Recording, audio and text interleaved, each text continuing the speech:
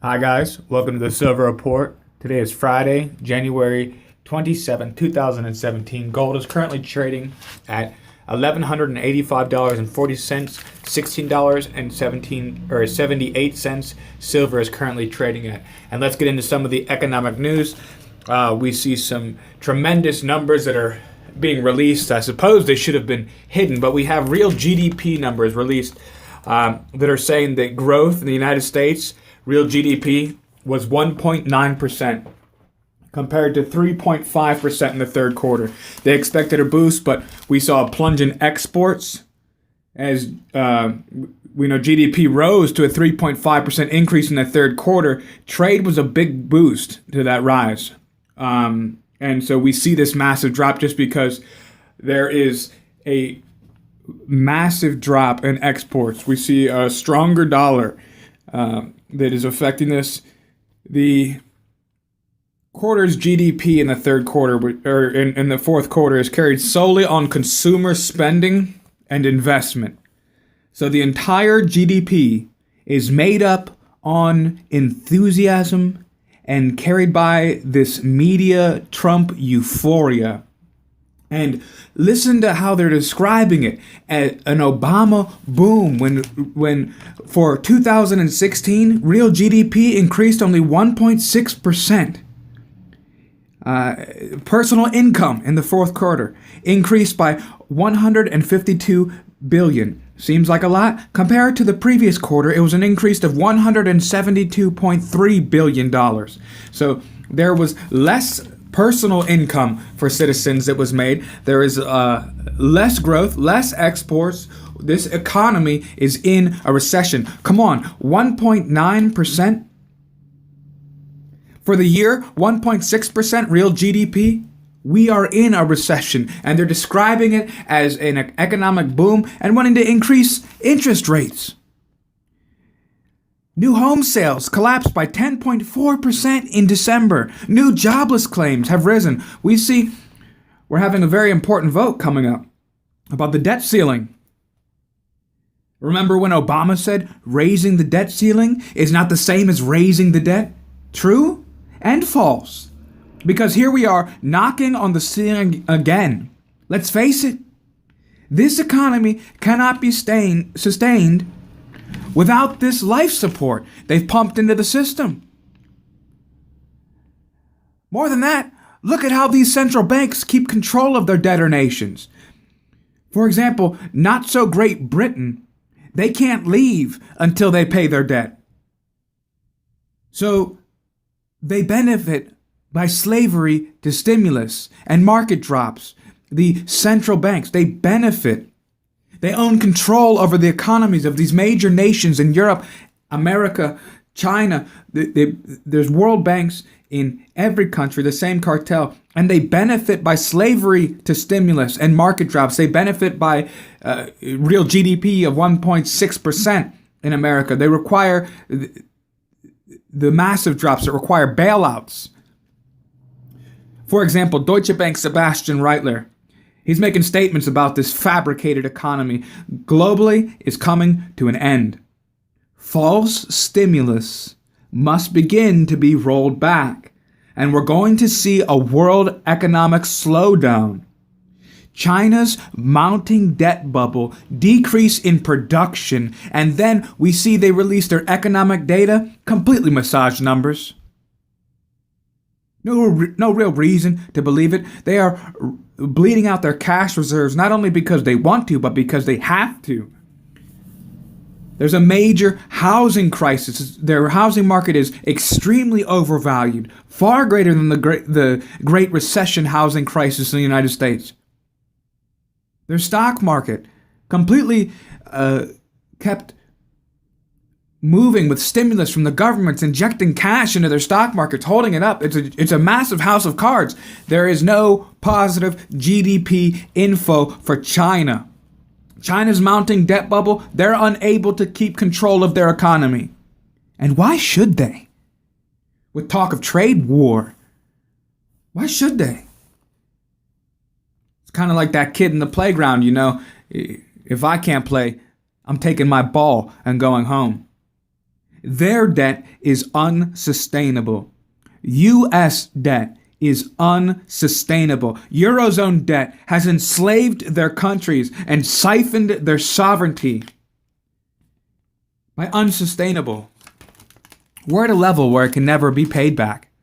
Increasing interest rates is going to begin to pull back the wool that has been put over our eyes, and the populace will begin to realize life changed forever the day they took the money, the day they took the bailouts.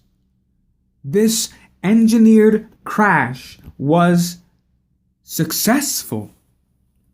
And when the fear sets in and the full effects of printing money at an unsustainable rate begin to surface, because it will come to light. There was the largest cash increase in history of the United States that took place during this crisis. They increased the currency supply by 400%. Printing paper. And most of the world uses dollars in some form or another, and definitely in oil sales. And so if they increase the currency supply, they've devalued the currency. They've redefined what a dollar means. You could tell when you go in the grocery store that you might have more money, and that's what they're going to hang their hat on, more money. But when you compare it to how much you're spending in the grocery store compared to 10 years ago, it's outrageous. You don't have more money.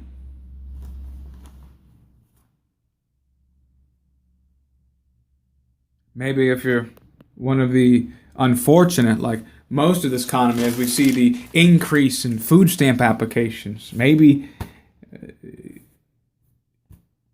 you do have enough to be able to afford this food, but for regular working men and women, it's becoming unreasonable to think about, like it says, our fourth quarter GDP is carried by consumerism. This is why retail's dropping, because it comes down to a choice: feed my family or buy toys. Feed my family or buy a new truck. All the unessentials begin to be cut away. Let's get real. The stock market can only reach these levels because the volume of currency created was astronomical and nothing was fixed. Deutsche Bank statement is the world can't hold together without direct money printing, cash injecting stimulus. It cannot maintain this current course. When they begin to roll back these stimulus programs, in fact, he was in particular talking about China, when they begin to roll back some of these stimulus programs, it's going to cause a massive economic panic, and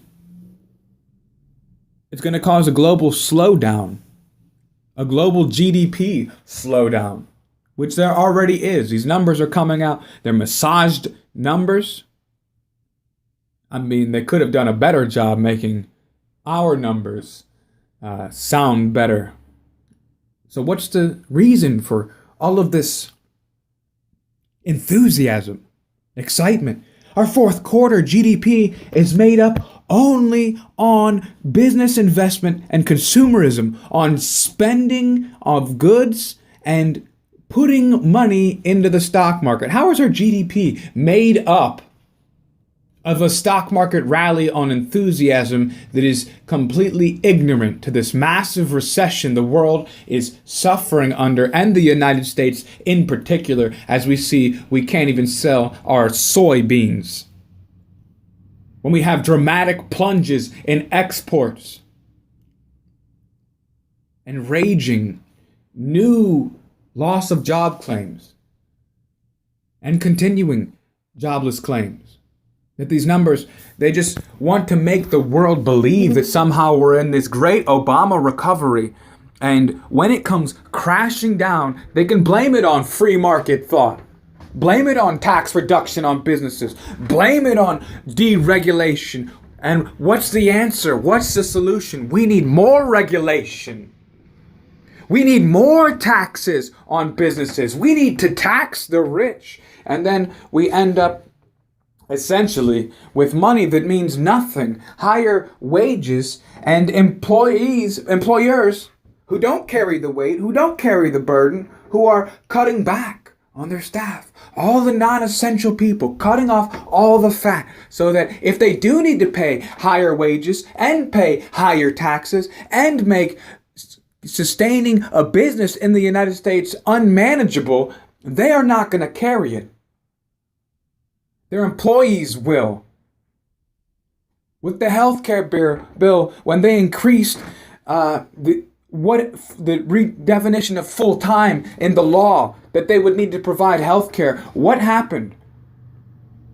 Fast food workers around the country were dropped below 35 hours. In fact, they were cut back to 26 just in case they needed to work more. So the small guy that they think they are fighting for is not the one who carries the weight, or the big guy's not the one who carries the weight. The small guy is. The American worker is. And this unsustainable business climate that will not allow business to operate, it is unsustainable. And this is what they want.